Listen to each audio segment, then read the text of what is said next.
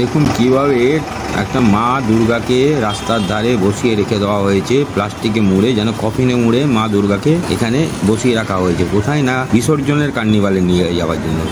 ছি মধ্যময়ারি সার্বজনীন দুর্গোৎসব। দেখুন আন্দুল রোডে পেট্রোল পাম্পের ধারে দর্শক দেখছেন মা দুর্গাকে এইভাবে গাড়িতে তুলে রাস্তার ধারে রেখে দিয়ে চলে যাওয়া হয়েছে। কেন না কার্নিভালে নিয়ে যাওয়া হবে আগামীকাল। কলকাতায় যে কার্নিভাল আছে, বা জানি না জেলার জন্য অন্য কোথাও ব্যবস্থা করা হয়েছে কিনা, মোদ্দা কথা মানে কার্নিভালে নিয়ে যাওয়ার জন্য পুজো হয়ে গেছে, বিসর্জন দেওয়ার কথা।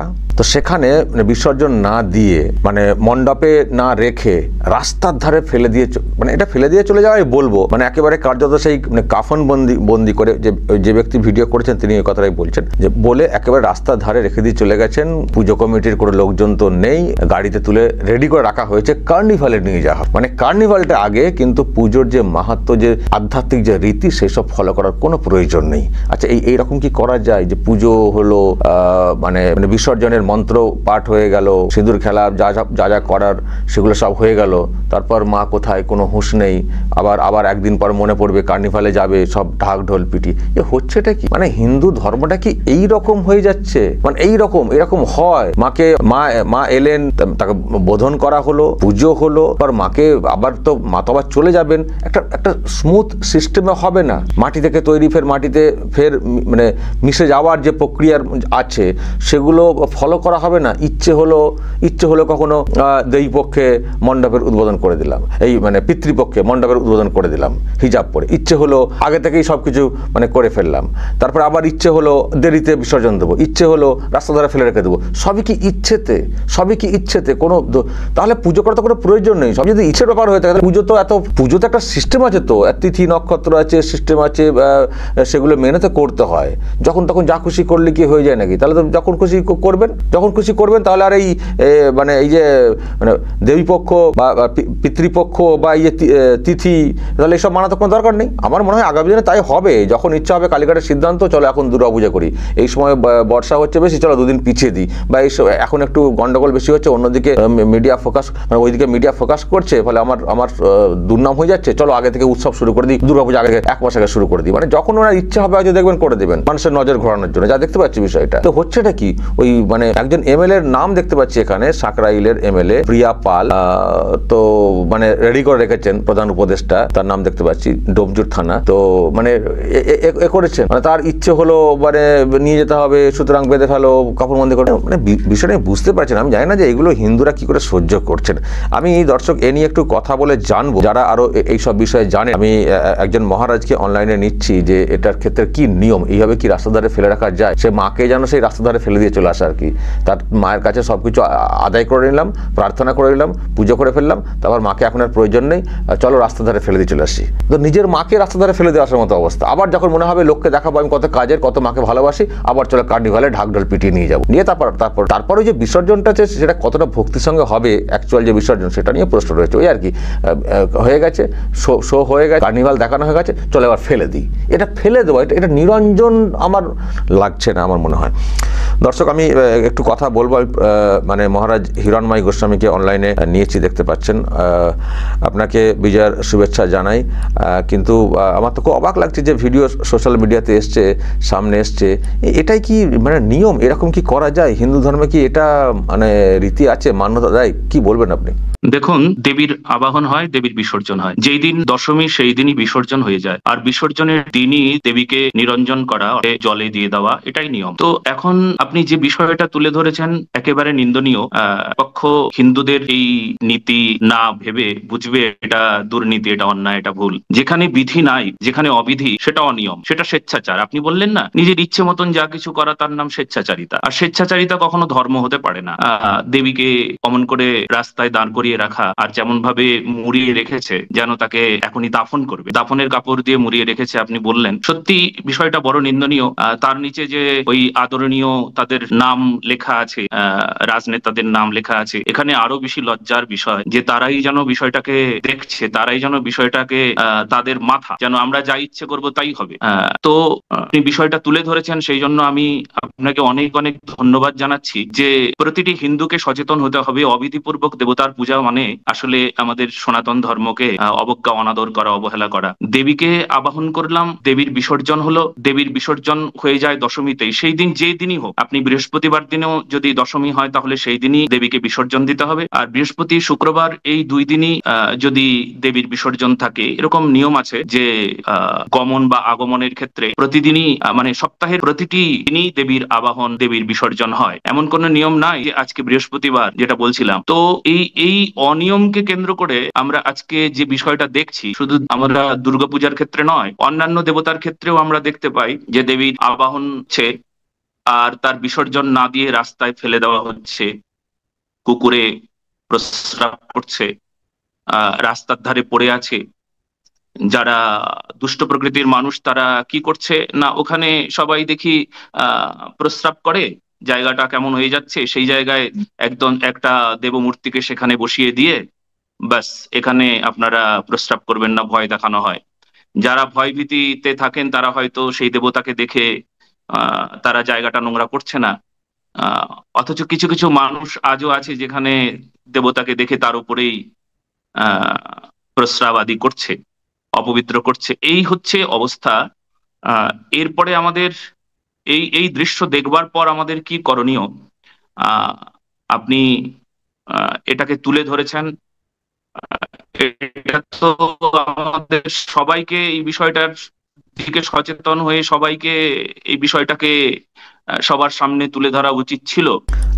আমি একটা কথা জানতে চাই হিরণময় বাবু, সেটা হচ্ছে যে মানে প্রতিমা যখন মণ্ডপে থাকে তখন সেই মানে আনার পর থেকে মানে ধূপ ধুনো বাতি এইসব দিতে হয় যতক্ষণ থাকে, বিসর্জনের আগে পর্যন্ত আমরা জানি প্রতিমা মানে মণ্ডপে আলো আলো থাকে আর থাকে। আর এখন যেটা দেখতে পাচ্ছি একটা রাস্তাতে সাইডে ঢেকে দেওয়া হয়েছে, নিশ্চয় রাত কেটেছে অন্ধকারে। এটা কি হচ্ছে? এটা পুজো হচ্ছে, এটা ন্যাকামো হচ্ছে, মানে কি হচ্ছে আমি এটাই শুধু ভাবছি। এগুলো তো মেনে নেওয়াটাও তো খুব কঠিন না? হতে পারে কোনো একটা মণ্ডপের পুজো, হতে পারে কোনো এক পাড়ার পুজো, কিন্তু প্রতিমাই তো। প্রতিমা যে মণ্ডপেরই হোক না কেন, যারা যান তারা নিজের মনে করেন, মা মনে করেন। তো তাকে যদি এইরকম রাস্তা ধরে অবহেলায় ফেলে রাখা হয়, আলো নেই আর নেই, এগুলো তো মেনে নেওয়া তো খুব কষ্টের তো।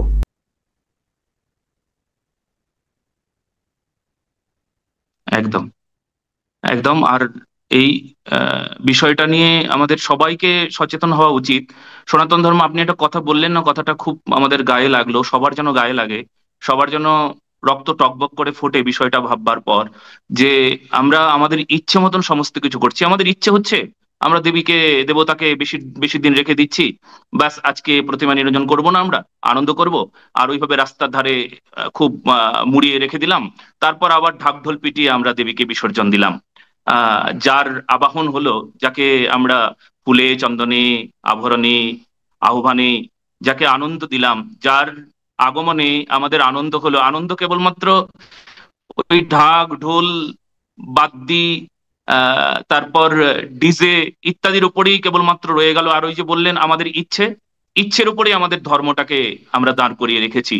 আর যদি সেই ইচ্ছে যদি আমাদের মন মানসিকতা যদি অপবিত্র হয়, তাহলে ইচ্ছেটাও অমন অপবিত্র হবে, সেখানে ধর্মের সঙ্গে কোনো রকম যোগসূত্র নাই। সেই জায়গায় দাঁড়িয়ে আমাদের কি করণীয় এবার আপনি একটু ভাবুন। আমরা ওই বিষয়টা নিয়ে চর্চা করছি, আপনার কথায় আমরা সত্যি যদি এরপর না বুঝি, এরপর যদি আমরা না জানি যে আমরা আমাদের সনাতন ধর্মকে দেবী বিসর্জনের সঙ্গে সঙ্গে ধর্মটাকে বিসর্জন দিয়ে দিলাম না তো, কিংবা বিসর্জনের এই ঘটায়, বিসর্জনের এই অনিয়ম অত্যাচারে আমরা আমাদের ধর্মের উপর অত্যাচার করছি না তো, আমাদের কি করণীয় আপনিও একটু বিষয়টা বলুন। আর সবাইকে সচেতনতার জন্য আমি বিষয়টা আরো বলছি, যেন সবাই সচেতন হন। আমি আরেকটা বলতে চাই যে মহারাজ, সেটা হচ্ছে যে আমি দেখেছি যখন মানে দশমী হয়ে গেল, বিসর্জনের পালা, এবং আমি যেহেতু একটা টিভি চ্যানেলে ছিলাম, আমি লাইভ কভারেজ করতে যেতাম কলকাতার এই ঘাটগুলোতে। তো সেখানে দেখতাম যে বিসর্জন দেওয়া পর্যন্ত পরিবারের লোকজনেরা আসতেন এবং তখনও মায়ের কাছে চাইছেন এবং বলছেন আবার এসো মা। তার মানে তখনও পর্যন্ত মাকে তারা জাগ্রত হিসেবেই দেখেন, যেটা আমার কোথাও দেখে মনে হয়েছে। তো কিন্তু এটা এটা যেটা দেখছি এ তো পুরো ডেড বডি বানিয়ে দেওয়া হয়েছে, যে মা আছেন তাকে আমরা মানে এখনো বিসর্জন দিইনি, কিন্তু তিনি যেন মারা গেছেন তার ডেড বডি বানিয়ে কাফনবন্দি করা হয়েছে। তাহলে এই যে বিসর্জন, এটা কি অ্যাকচুয়ালি জাগ্রত মায়ের বিসর্জন হবে, না মাকে মেরে ফেলে ডেড বডির বিসর্জন হবে? মানে আমি তো সেটা ভাবছি। বাহ, আপনি দারুণ কথা বলেছেন। বিষয়টা আসলে আমাদের যে আধ্যাত্ম বিদ্যা, যে আমাদের বেদ মন্ত্রে একটা মন্ত্র ছিল, দেবীকে যখন আবাহন করবার আগে যখন তার প্রাণ প্রতিষ্ঠা করা হয়, তখন সেই প্রাণ প্রতিষ্ঠা করবার আগে একটা সচেতনতা ওখানেও দিয়ে দিয়েছে যে আপনি এই বিরাট বা এই জগতের ঈশ্বরী যাকে যাকে আপনি প্রাণ প্রতিষ্ঠা করছেন, জগন্মাতা জগদ্ধাত্রীর প্রাণ প্রতিষ্ঠা করছেন, আপনার কত বড় যোগ্যতা থাকার প্রয়োজন। সেই জন্য একটা বিশেষ মন্ত্র আছে, আত্মপ্রাণ প্রতিষ্ঠা মন্ত্রস্য ব্রহ্ম ঋষি গায়ত্রী ছন্দ আত্মপ্রাণ প্রতিষ্ঠা মন্ত্র জপে বিনিয়োগ। দেবী বা দেবতার প্রাণ প্রতিষ্ঠার আগে নিজের আত্ম প্রাণ প্রতিষ্ঠা করতে হয়। অর্থ এই যে নিজেকে আগে সুন্দর হতে হয়, নিজেকে আগে বিধি আমি বুঝবো, আমি নিয়ম বুঝবো, আমি সচেতন হব, আমি মানবিক হব, আমি উদার হব, আমি মহান হব, আমি পবিত্র হব, আমি দেবতাকে প্রাণ প্রতিষ্ঠার জন্য যোগ্য হব। তার মানে আমি যদি যোগ্য না হই, আমি যদি অযোগ্য হই, দেবীকে প্রাণ প্রতিষ্ঠা করেই ঠিক এরকম অযোগ্যতার একটা নিদর্শন আমি আমার সামনে রাখবো। তো এখানে আপনি কথাটা দারুণ বলেছেন। আর যখন আমরা তার আবাহন করি, যখন তার প্রাণ প্রতিষ্ঠা হয়ে যায়, প্রাণ প্রতিষ্ঠার পর যখন বিসর্জন দেবতাকে দিলাম, আমরা যখন দেখি যে পুরোহিত দর্পণকে বিসর্জন দিচ্ছে, দেবীকে বিসর্জন দিচ্ছে, মন্ত্র বলতে বলতে আবাহনং ন জানামি নৈব জানামি বিসর্জনম, পূজনম ন জানামি ক্ষমস্ব দেবী পরমেশ্বরী, মন্ত্রহীনম ক্রিয়াহীনম ভক্তিহীনম সুরেশ্বরী যৎ পূজিতম মায়া দেবী পরিপূর্ণম তদুস্তুমে। এই মন্ত্র বলে যখন দেবীকে বিসর্জন দিচ্ছেন, যে আমি মন্ত্র জানি না, আমি তন্ত্র জানি না, আবাহন জানি না, বিসর্জন জানি না, কিন্তু আমি যতটুকু দিলাম তুমি যদি দয়া করে গ্রহণ করো, তাহলে তুমি সেই কল্যাণময়ী জগদ্ধাত্রী জগজ্জননী, আমার কল্যাণ হবে। কিন্তু এইবার দেখা গেল যে বিসর্জনের পরেও আমরা সেই স্বরূপকে, আমরা সেই মূর্তিটাকেও আমরা অনাদর করতে পারি না। দেবীর বিসর্জন হলো, ঘটের বিসর্জন হলো, আমরা একটা বিশেষ মুদ্রা আছে আমাদের সনাতন শাস্ত্রে, বড় সুন্দর সেই মুদ্রাটা, যার নাম সংহার মুদ্রা। সংহার মুদ্রার দ্বারা দেবীকে বিসর্জন দিতে হয়। সংহার মুদ্রা দেখানোর সময়ও আমাদের ভাবতে হয় যে দেবী তুমি যে স্বরূপে ছিলে সেই স্বরূপেই আছো, অতএব মূর্তিতে অবস্থান করছেন তিনি।